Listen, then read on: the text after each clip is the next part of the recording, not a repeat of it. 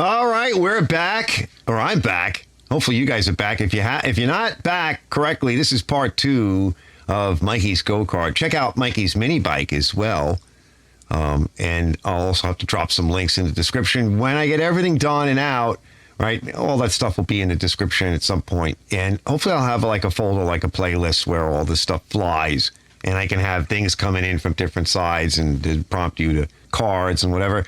So part 2 is going to be kind of a little different. We've got to mount the motor properly and finish up the rest of it. We have a few things to do. And on the motor, it's very common for these overhead motors, when they're left outside, they take water in. And you'll see when we're going to rebuild the carburetor on this little Predator in a little bit in this video. And we're going to get everything running. We're going to find out what's going on with it. The way the muffler comes up, especially on like some of the Briggs motors on things like rototillers and some of the snow blowers, if you got to cover these motors if you're going to leave them out at all, because if it rains, it just finds its way in, and it'll find its way in through the exhaust into the muffler, fill up the muffler. If the exhaust valve is closed, it'll fill up the muffler and that tube going up. And of course, when you go to pull it over, it'll dump all that water right into your combustion chamber, and it'll lock up.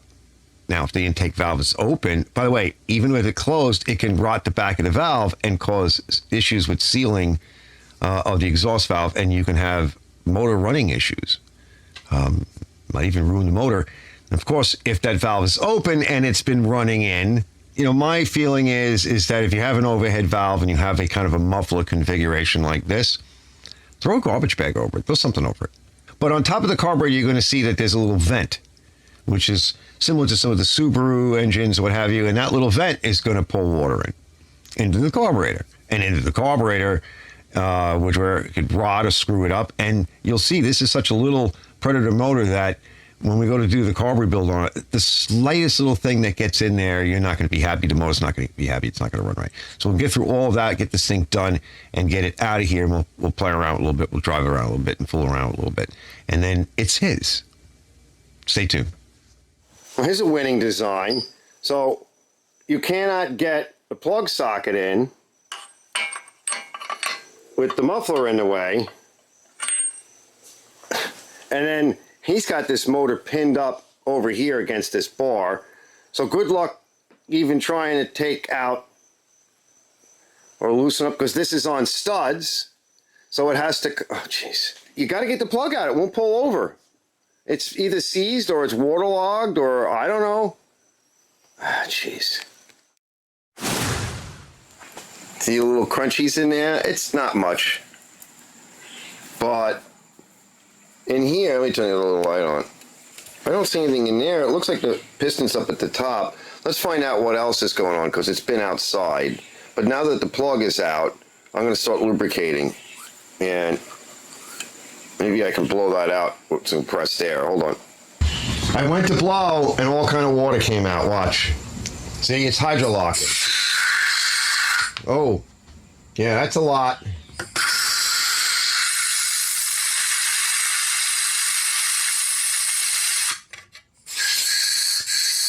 Well, the valve is closed here now. Yep.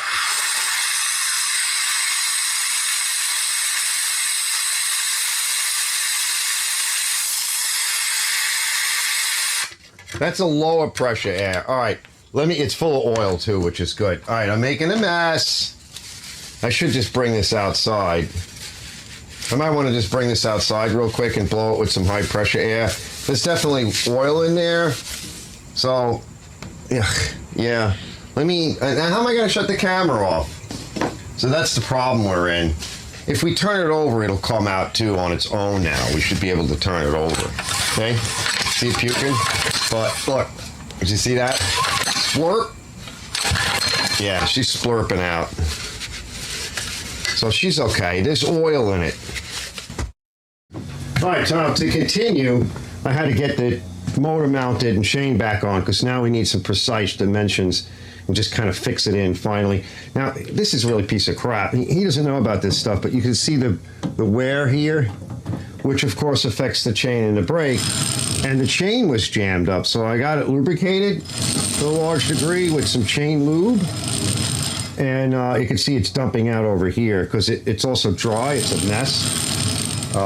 So this is the stuff he doesn't understand. So this bushing is shot. Yeah, it's a real piece of crap. I mean, I don't know what he paid for it. I don't know. But this is the stuff that he's not paying attention. So I've got it aligned. I think that's good enough. Here is about, I mean, we won't know. See that wheel moving a lot? Yeah, that's no good. Let me clean up. Now I'm going to start laying out what we have to work with for the cable. We're going to do the final installation. And I think I have a better idea for to lock it in up here as well. All right, for now, I just put some, thick oil in, like 1540 or something. And I shot some chain wax down on all of these joints. So that's pretty good. And I just want to check, like that tire's low. I want to go over and fill the tires. Got some chain wax up here. I think that's good. Just, on everything that moves. And we'll go check that. I turned this around the other way. And I want to put the cover on. I just put fuel in the tank. Let's drain that a little bit and see what's going on. I'm not seeing any leaks, which is good. Does it look like it's got a spring or something on it? There we go. I like that. There's a little bit of schmutz down in there. Let's let it drain good. All right, I put some of the older fuel in, filtered. And I'm going to top it off with a little bit of fresh fuel. Burn through all of that. Yeah, there's just a little bit of schmutz in the bottom. Touch of water, nothing major. I think that's okay. You're probably not going to see it, but I'm not alarmed. All right, let me get the cover on. You're not going to see it. It's down there. I'm not unhappy. That's a good sign.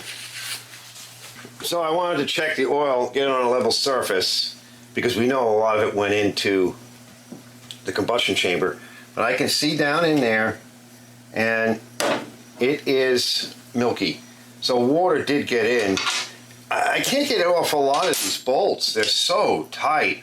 I don't know what these robots are doing, because that's probably what a lot of this is. I knew I was going to bang my hand. That's why I tried to do it gentle. And of course, look, it's going to make a mess, right? It's just going to slop all over the place. So let's make the slop. Let me jack it up, raise it up a little bit in the rear so that it rolls forward and we can get out a little bit more and not have it just roll backwards underneath the engine, because that's a nightmare. Oh yeah, there's water in there. I'm glad we didn't start it. Yep. All right, leave it be. Just let it drip. Nothing else we can do. We just gotta wait. Oh, man.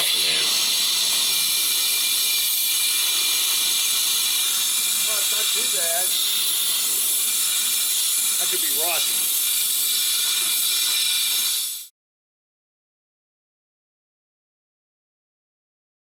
All right, fellas, a little windy out here. We got a storm coming. But you're not gonna, I wouldn't worry too much about it, because hopefully if this thing runs, all you're gonna hear is the motor. So I think the choke is on. Let's get some of these out of the way. You'll see in a minute all of the debris in the yard, from these huge walnuts to all the pine needles. Oh yeah.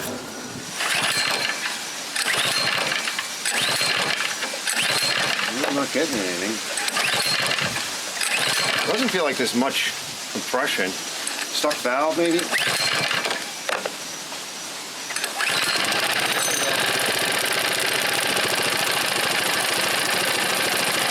Let's let it run. I'll bring the idle up a little.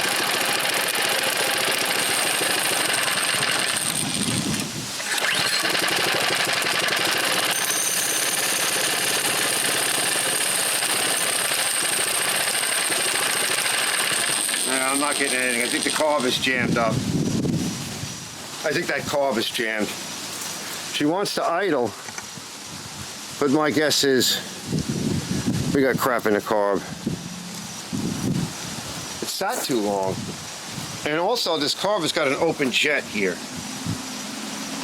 Let's blow a little gum out in it. There's an open jet, I'll show you in a bit. Right, close your eyes because it just spits. That's the idle jet.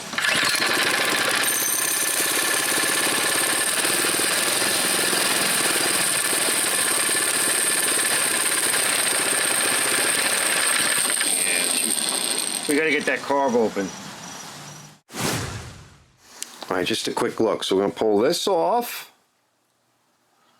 So you can see in here what I did. And once we pull that off, it should come right off. We just gotta watch the fuel line because there's no shut off. And you know, we got a load of fuel in there. So I'll pinch that off, pry that off there, I think, just to make it a little more flexible. I don't even think that there's a clamp on that fuel line, fellas. We gotta pull this out. All right, so I'm just going to work on that, and we'll bring it over and we'll put it up on the bench in a bit.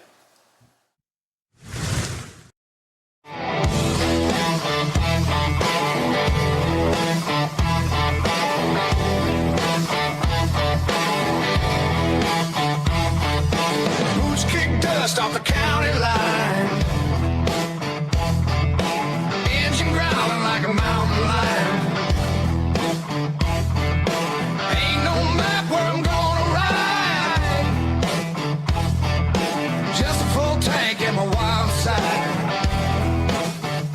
Whiskey rolls and dirty chrome. I'm born to burn, not to belong. Got no crown, but I ride like a king. On two wheels, I rule everything.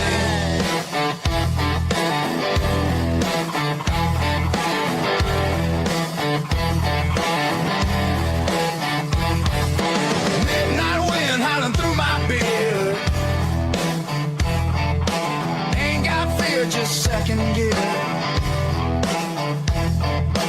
Every scar's a story earned from lessons lived and bridges burned. Whiskey rolls and dirty chrome. I'm born to burn, not to belong. Got no crown, but I ride like a king.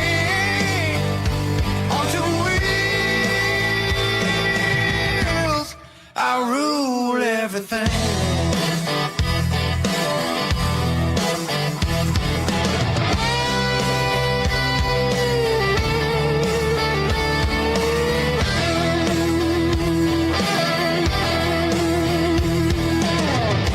Ain't no preacher ever tamed my soul. Steel and fire's how I roll.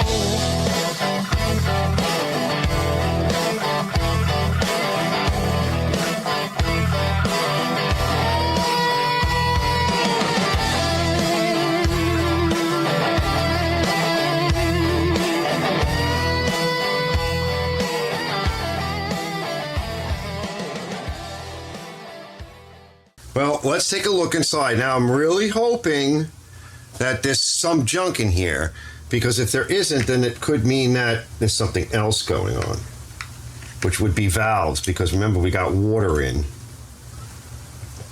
Oh my God, why is everything like this on this thing? These robots that put stuff together today, they over-tighten everything. The bleeder is on the opposite side of the hose, right? The input hose, the bung. The bung. Oh, I see a bit of junk. You know, here's a little bit. Yeah, there's not a lot, fellas. Not a lot in here. That makes me worried. It's good that it's not completely damaged. All right, so let's get out these two jets. So that's a main jet, and then there's an emulsion tube. Emulsion tube.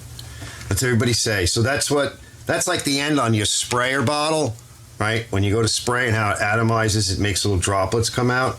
There's a little bit of junk in there. We got most of it out originally, but it may have sucked in. Well, the carb looks kind of well made.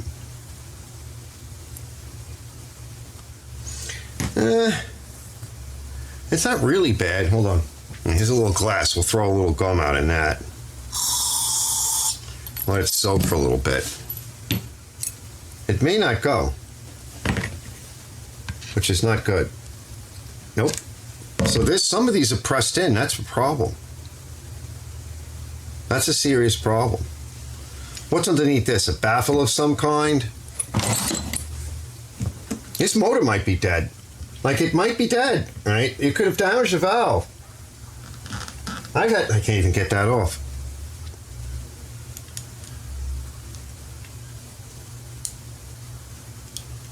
Extend that out a little bit and then press it in, and there's our measurement. Lock it, and that's about not quite 3/16. Here's the mark. Let's see, 1, 2-ish, yeah, about 2.5, almost 3. It slipped a little bit. So we're going to drive it in a little bit more too, because that idle does need to come up a little. So this is your idle jet. I don't know if there's a hole in there or not. Take my Tecumseh needle with the keeper and see. Well, there's none there. Hold on, itchy. There's usually one on the end. If it is, it's so small that even that won't go in it. But we don't have any to shove in there. All right, let's get it sit in that. I don't think it's all that dirty. I mean, we did start to get it to idle, but it was losing fuel. And we really need to get that emulsion tube out. Let's just give it a quick clean. The cat food container will work, because it's going to roll. There is nothing all that bad here. Yeah, let's just use a little solvent to sort of wet everything down and get the initial cleaned up. Because I don't want to put gum out on this yet. I might want to see if I can get that bowl gasket off. There's some junk in there. I want to get that out. And this, can we get this out now? Yes. That's good.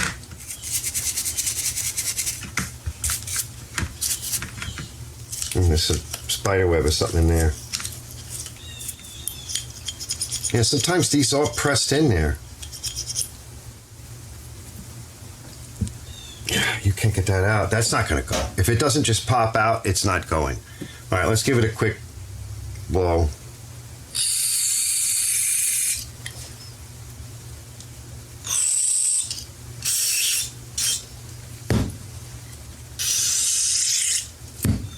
And I'll blow it out with low pressure air, about 30 pounds. I'll bring it over away from the table.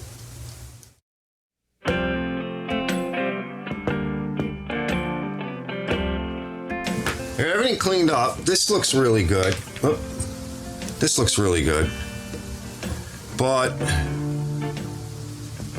I see oxidation around this, and I definitely see oxidation in this jet.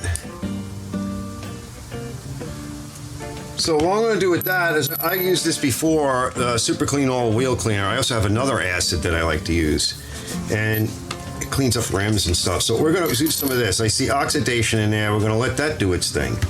And then, since I can't get this emulsion tube out, and I see oxidation in there, I'm going to put some Super Clean, All Wheel Cleaner in that as well. And this does lift up, but I got it up. Yeah, that's good. Let me put this in a container. When I was blowing it, lifted up, but I'm just going to keep it there. It's fine where it is.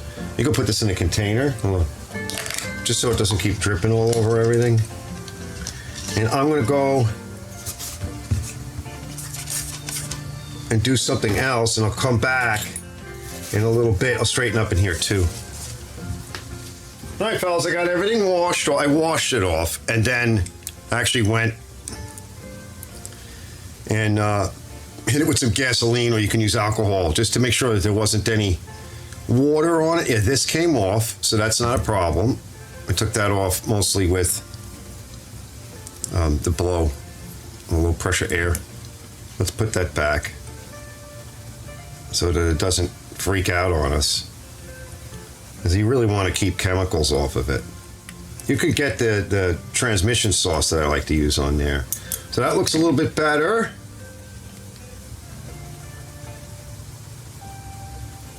All right, notice all the caking is gone around it. And then, same thing there.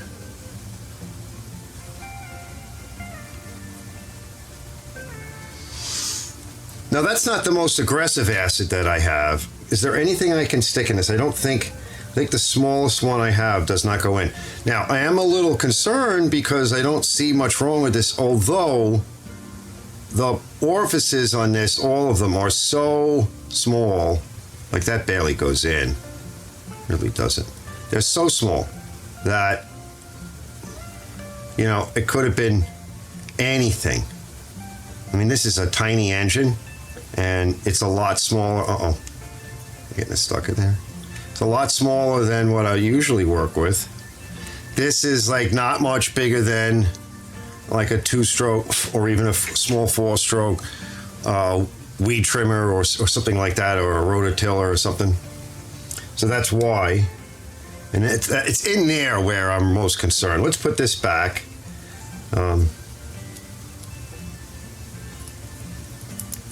And then I'll put it back on. I don't think you guys need to really see that. It's pretty simple. It's getting late, but I want to get it on tonight and just prop it up here.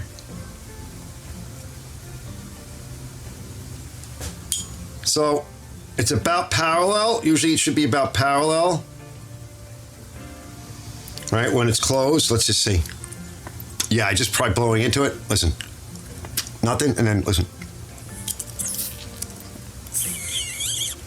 Yeah, it's working.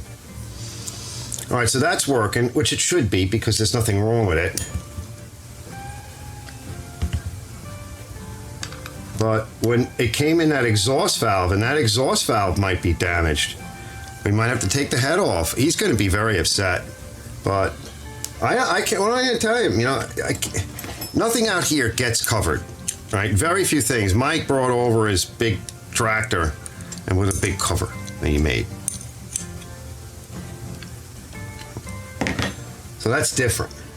This is an idle jet, or your pilot, idle pilot. So it's already fixed, it's not adjustable. And there are a number of, my Subaru, I think it was the Subaru, one of the other ones I was showing. Make sure that's tight. Yeah. It had a very similar setup. And the car was tucked back or out of the way. But that doesn't mean, I think it was one of the engines for, I want to say it was one of the rototillers. But the carburetor is very much tucked back out of the way, but doesn't matter. Eventually, dirt's going to get pulled into that. So let's close it off. We're going to go do about 2 turns. 1, it skipped a little bit. 2, and we'll readjust it later. All right. I'll see you guys in a bit.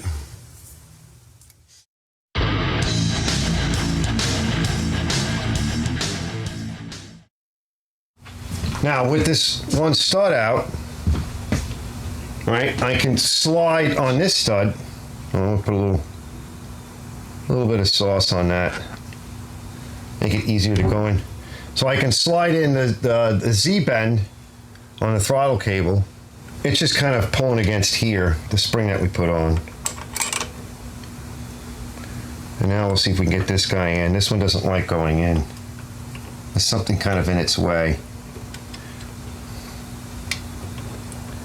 We may have to pull it from the other side, fellas. It doesn't like it. There's a step here that it doesn't like. It's stepped, I'll show you what I mean. So we'll pull it this way. It's drilled a little different.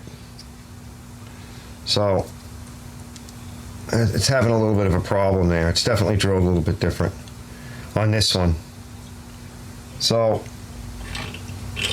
What do you want? Chinese stuff. All right, so we're in, you see?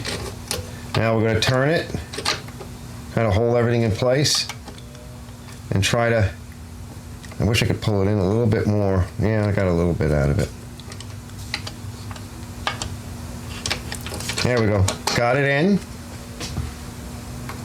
Now we got to start this guy. So let's put the double nut back. And then I'm going to drive it back in. Get it into place. Get my fuel line on. I'm not going to put the rest of it on. Just the fuel line in that little spring. And we'll start it up. And if it runs okay, I'll set it up to start here, obviously. If it runs okay, then tomorrow we'll make sure everything's tight and finished up. We'll get it outside. And we'll give it a test. And we'll finish up the whole project then, hopefully. So we're going to find out in a minute. Now, what I want to do, that's in there good. Okay, we might want a washer here. Let's see. I don't want to damage this. These do have sort of washerettes on them, but I don't like that because you could tear that gasket. So let me finish that up. I do this with a lot of the older engines, like the Hondas and stuff, because when they age, you also often need to tune them and pull them back off and tweak the jets and drill them out. So let's see if we can get it, because there might be a step there where it runs out of threads. So that's another reason why I like to put some washers on. And sometimes I use a spacer, a big spacer. We're gonna need a deep, yeah. I need a deep 10. Careful now, there's a phenolic spacer back there. We don't want to over tighten it, so I'm using my 1/4-inch drive.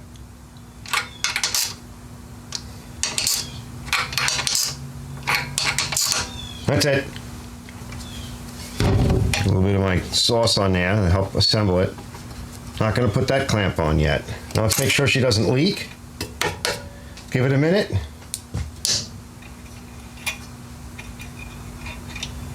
Let's get our spring in. I'm not seeing any leaks. All right, let me set up to drop everything down and get this thing sort of propped up a bit, and I'll move you.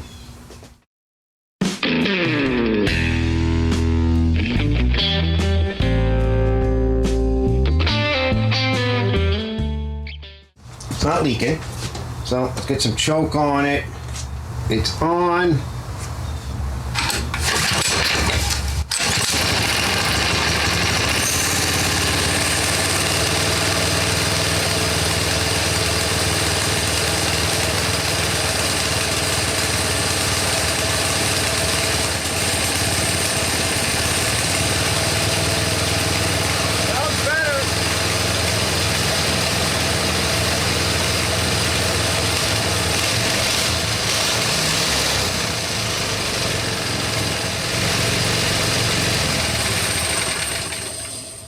We'll check it over. That's better, fellas. It's stinking it up in here. It needs to run and burn off all that gack.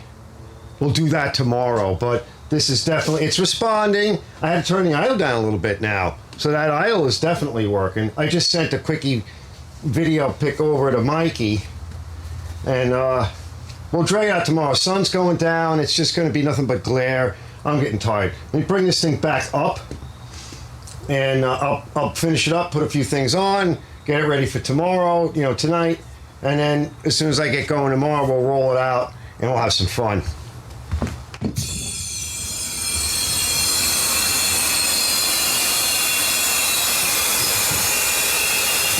The next day.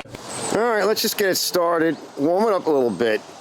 And then I just want to check the idle because we want to set the stall speed.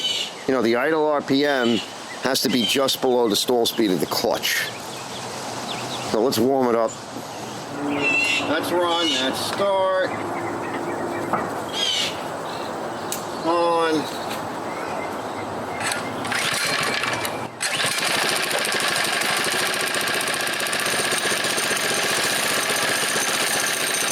did choke.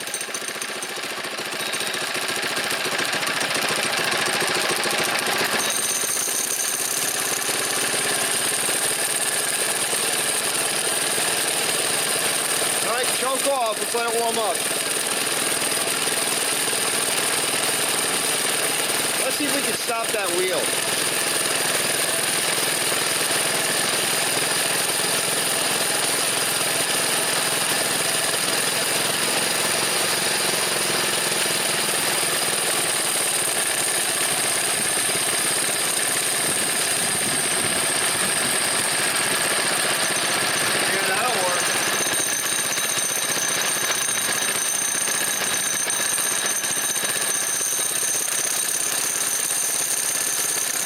Let's look at the tachometer. About 2260, 2270. That's about right.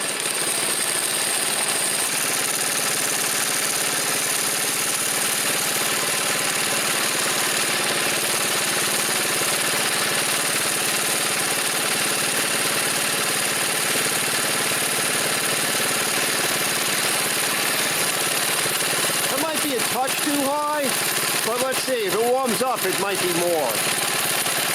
I'm just going to take it around real quick.